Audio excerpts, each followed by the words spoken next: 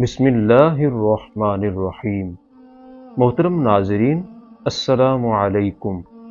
صحابی رسول حضرت عبداللہ بن مسعود رضی اللہ عنہ سے روایت ہے، ایک بار ایک شخص بارگاہ رسالت میں حاضر ہوا، عرض کیا، یا رسول اللہ صلی اللہ علیہ وآلہ وسلم، کیا کوئی ایسا مومن بھی ہے جو جہنم میں باقی رہ جائے گا؟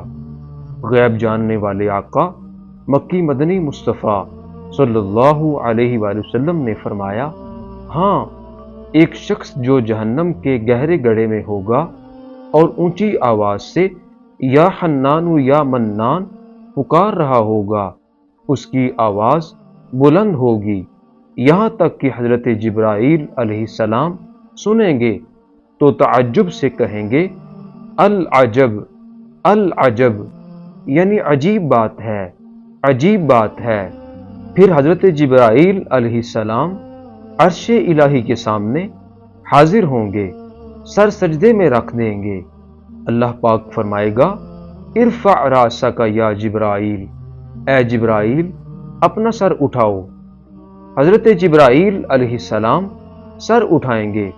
اللہ پاک فرمائے گا، اے جبرائیل تم نے کیا عجیب چیز دیکھی؟ جبرائیل علیہ السلام عرض کریں گے، یا اللہ پاک، میں نے ایک آواز سنی، کوئی شخص جہنم کے گہرے گڑھے میں ہے اور یا حنان یا منان کہہ کر پکار رہا ہے۔ اللہ پاک فرمائے گا، اے جبرائیل مالک یعنی دروغہ جہنم کے پاس جاؤ، انہیں کہو وہ بندہ جو یا حنان یا منان پکار رہا ہے اسے جہنم سے نکال لاؤ۔ حضرت جبرائیل علیہ السلام جہنم کے دروازے پر تشریف لے جائیں گے، دستک دیں گے۔ حضرت مالک علیہ السلام دروغہ جہنم باہر آئیں گے۔ حضرت جبرائیل علیہ السلام انہیں اللہ پاک کا حکم سنائیں گے۔ حکم سن کر حضرت مالک علیہ السلام یعنی دروغہ جہنم کے اندر چلے جائیں گے۔ ہمارے پیارے آقا مکی مدنی مصطفیٰ صلی اللہ تعالی علیہ وآلہ وسلم نے فرمایا، جیسے ماں اپنے بچوں کو پہچانتی ہے، حضرت مالک علیہ السلام ایسے ہی جہنم کو پہچانتے ہیں۔ اس کے باوجود آپ اس یا حنان یا منان پکارنے والے شخص کو تلاش نہیں کر پائیں گے۔ باہر تشریف لائیں گے، حضرت جبرائیل علیہ السلام سے عرض کریں گے، اے جبرائیل جہنم نے گہرا سانس لیا ہے، اس لیے کون سی چیز پتھر ہے، کون سی چیز لوہا ہے اور کون انسان ہے، اس کی پہچان نہیں ہو رہی۔ حضرت جبرائیل علیہ السلام دوبارہ عرش الہی کے سامنے حاضر ہوں گے، سر سجدے میں رکھ دیں گے۔ اللہ پاک ارشاد فرمائے گا، اے جبرائیل سر اٹھاؤ، تم یا حنان یا منان پکارنے والے کو کیوں نہیں لائے؟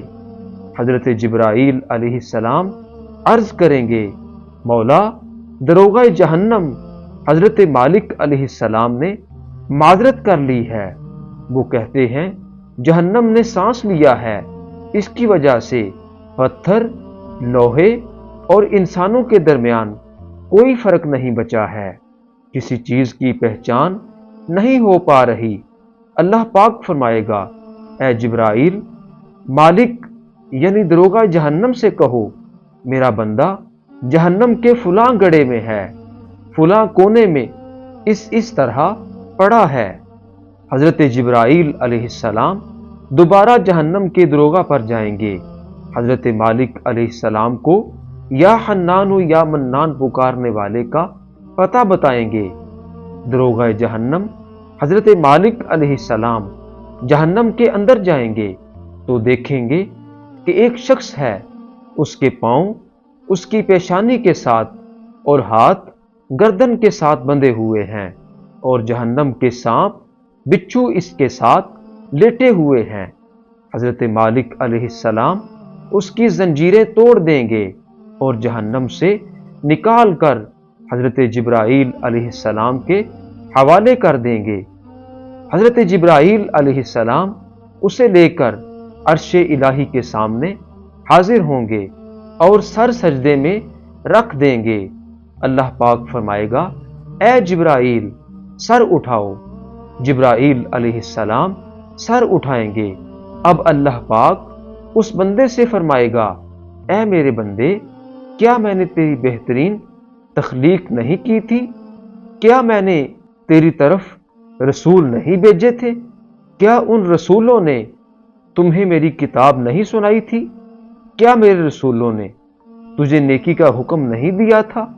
تجھے برائی سے منع نہیں کیا تھا؟ وہ بندہ ان تمام باتوں کا اقرار کرے گا، یعنی کہے گا ہاں یا اللہ پاک، تو نے میری بہت اعلیٰ تخلیق فرمائی، تیرے رسول بھی تشریف لائے، انہوں نے تیرے احکام بھی سنائے۔ اللہ پاک فرمائے گا پھر تو نے فلاں فلاں گناہ کیوں کیے؟